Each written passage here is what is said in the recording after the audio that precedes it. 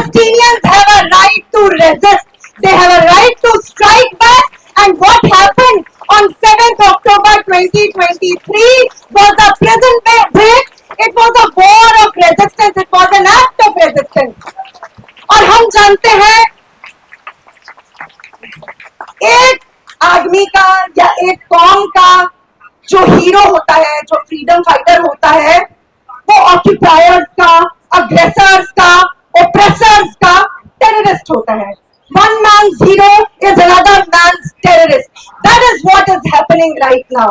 हमारे को ये नैरेटिव परोसा जा रहा है कि 7 अक्टूबर को एक आतंकवादी हमला हुआ बेचारे इजराइल पर और उसके पास राइट टू सेल्फ डिफेंस है. बकवास. कोई राइट टू सेल्फ डिफेंस किसी अग्रेसर के पास, किसी ऑक्यूपायर के पास, किसी ऑप्रेसर के पास तारीख में कभी नहीं था और आज भी नहीं होगा. गाजा को एक खुली जेल में तब्दील करने वाले सेटलर कॉलोनियल इजराइल के पास कोई राइट टू डिफेंड नहीं है. दूसरी बात जो मैं हाईलाइट करना चाहती हूं कि वो ये है, हथियारों, असलहों और बड़े बड़े टेक्नोलॉजी से लैस जो वेपनरी, जो सारी आर्मरी है, वो धरी की धरी रह जाती है जब आवाम अपनी जायज मांगों के लिए, अपनी आजादी की लड़ाई के लिए सड़कों पर उतरती है. वो हर तरीके के रास्ते को अपनाती है और बड़े से बड़े हथियारों और असलहों के जखीरे धरे के धरे रह जाते हैं. इसलिए पिछले 2 सालों में जो इनविंसिबिलिटी ऑफ ज़ायनिस्ट प्रोजेक्ट था, उसके पूरे के पूरे नैरेटिव को चकनाचूर कर दिया है. हम जानते हैं नेतन्याहू के लिए ये जेनोसाइड उसके पॉलिटिकल एग्जिस्टेंस, हालांकि इजराइल में फर्क कर पाना मुश्किल है कि who is more right wing than the other one, but yes, the extreme right wing lobby of Netanyahu, उसके लिए इस वक्त अपने पॉलिटिकल एग्जिस्टेंस का सवाल है कि इस जेनोसाइड को चलाते रहा जाए, क्योंकि उसके बाद तो वो भी नहीं बचने वाला है. और इस कॉलोनियल प्रोजेक्ट के भी दिन गिने चुने हैं, बशर्ते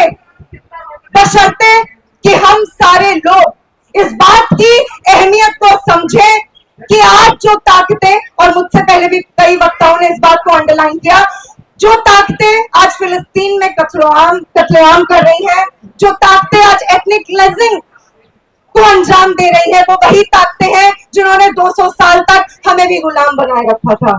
तो अगर दुश्मन मुश्तरका था तो दुश्मन मुश्तरका है. It's a shared common enemy and the liberation of Palestine is the shared struggle for all of us. ये सिर्फ फिलिस्तीनियों का प्रोजेक्ट नहीं है, ये उनके नेशनल लिबरेशन का प्रोजेक्ट नहीं है. और इसी से मैं आखिरी बात पर आना चाहूंगी कि आज हम सोचते थे कि दुनिया के तमाम मुल्क जाकर फिलिस्तीन को लिबरेट करेंगे, but it's other way round. It is Palestine which is liberating the humanity, which is liberating the world. Look at what is happening in Europe right now. देखिए क्या हो रहा है, देखिए अमेरिका में क्या हो रहा है, देखिए हिंदुस्तान में क्या हो रहा है. अगर आज यूरोप में स्टूडेंट्स, यूरोप में common citizen and workers, Italy, Spain, France, आपको पता है इटली में डॉक वर्कर्स ने जनरल स्ट्राइक का कॉल दिया और अब वो पूरे नेशन वाइड स्ट्राइक में तब्दील हो चुकी. हम जानते हैं वो मिसालें शायद वियतनाम वॉर के टाइम पे देखने को मिली हो, शायद सिविल जो राइट्स मूवमेंट था अमेरिका का उसमें देखने को मिली हो, या 1968 के जो पेरिस में जहां से जिसका एपिसेंटर शुरू हुआ. वो सारी मिसालें आज हमें फिलिस्तीन की वजह से देखने को मिल रही हैं. और ये तमाम लोग और उन वेस्टर्न इंपीरियलिस्ट कंट्रीज की आवाम खुद अपने हुक्मरानों की कॉम्प्लिसिटी को देख रही है. उनका अथॉरिटेरियन चेहरा उसको सामने नजर आ रहा है, क्योंकि वो जो लिबरलिज्म का फसाद था, जो इंपीरियलिस्ट लूट और प्लंडर से पॉसिबल था, आज उस फसाद को वहां के हुक्मरानों को भी उतार कर फेंकना पड़ रहा है. And it's not surprising. अभी अमेरिका में एक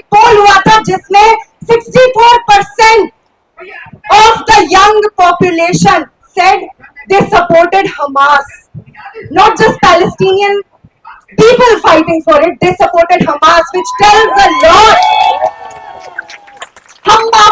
मैं खुद जिस आइडियोलॉजी से हमास बिलोंग करती हूँ, मैं उस आइडियोलॉजी को अपहोल्ड नहीं करती हूँ, लेकिन आज फिलिस्तीनियों के मुक्ति संघर्ष को जो भी ताकतें लीड कर रही हैं, it is for them to decide. हमें उनका साथ देना है, हमें उसमें ये इंटरवेंशन नहीं करना है कि आपको लीड करने वाली ताकतें कौन हो. आज हमास है, कल कोई और हो सकता है, but we should not forget it is the Palestinian people who are the real writers of history. ये वो है जिन्होंने इजरायली नाकेबंदी को 7 अक्टूबर 2023 को तोड़ दिया था. ये वो प्रिजन ब्रेक है जिसके बारे में शायद हमें ऑफिशियल मीडिया नहीं बताएगा, हमें हिस्ट्री के टेक्स्ट बुक्स नहीं बताएंगे, लेकिन हम जानते हैं कि वो कोई टेररिस्ट अटैक नहीं था. आज हिंदुस्तान की आवाम का फर्ज बनता है कि हम अपने फिलिस्तीन भाई बहनों, अपने साथियों के संघर्ष के साथ कंधे से कंधा मिलाकर खड़े हो. हम लोगों ने खुद गुलामी का वो दंश झेला है जिस गुलामी से और शायद उससे बदतर तरीके से फिलिस्तीन और वहां की जनता उसको झेल रही है. फैशिस्ट इस बात को नहीं समझेंगे क्योंकि उसका उस फाइट से, उस स्ट्रगल से कोई लेना देना नहीं था, लेकिन हम हिंदुस्तान की इंसाफ पसंद आवाम को, हम स्टूडेंट्स को, हम टीचर्स, प्रोफेसर्स, वर्कर्स को आज इस बात को समझना पड़ेगा कि ये स्ट्रगल हमारे अपने लिबरेशन का भी स्ट्रगल है. ये इंपीरियलिज्म के, कैपिटलिज्म के अपने कॉन्ट्रडिक्शंस को इतना शार्पन कर रहा है कि उनको नहीं समझ में आ रहा है इसको कंटेन कैसे करें. इसलिए हमें एक मौका मिला है कि हम भी इतिहास में कुछ अच्छी चीजों के लिए अगर कोई नाम दर्ज करवाने की कोई फेहरिस्त बनती हो तो हम उसमें अपना ये नाम दर्ज करवाएं और आज इंसान होने का सबूत दे. आज लिटमस पेपर टेस्ट अगर कोई है कि आप इंसान है कि नहीं है, वो फिलिस्तीन है. आप फिलिस्तीन पर अपना क्या स्टैंड रखते हैं, that is the only litmus paper test we have right now.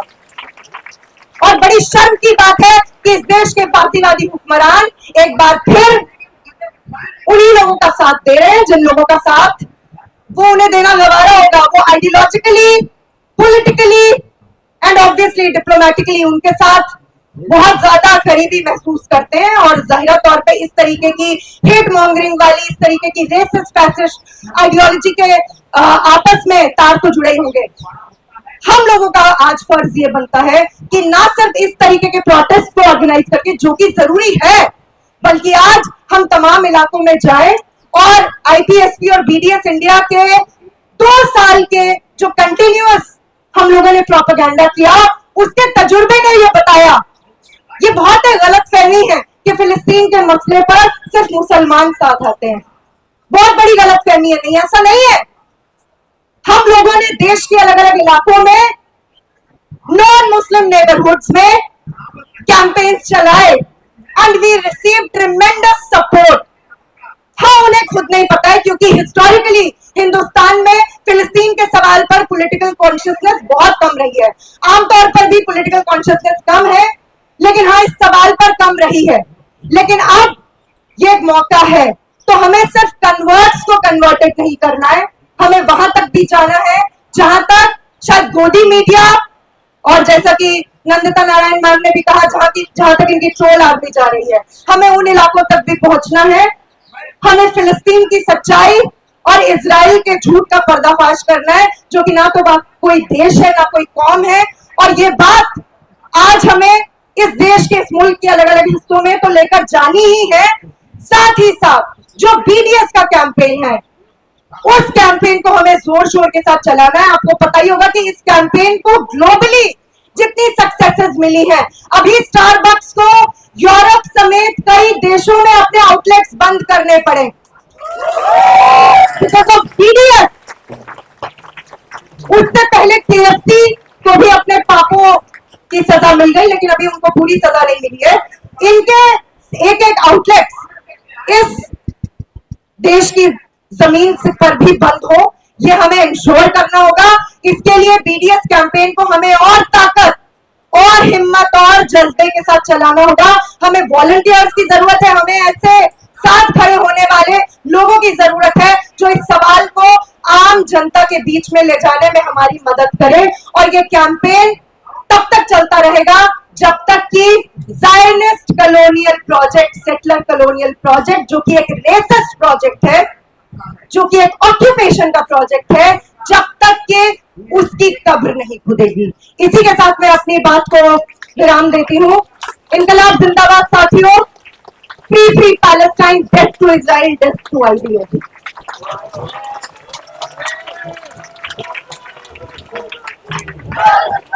From the river to the sea.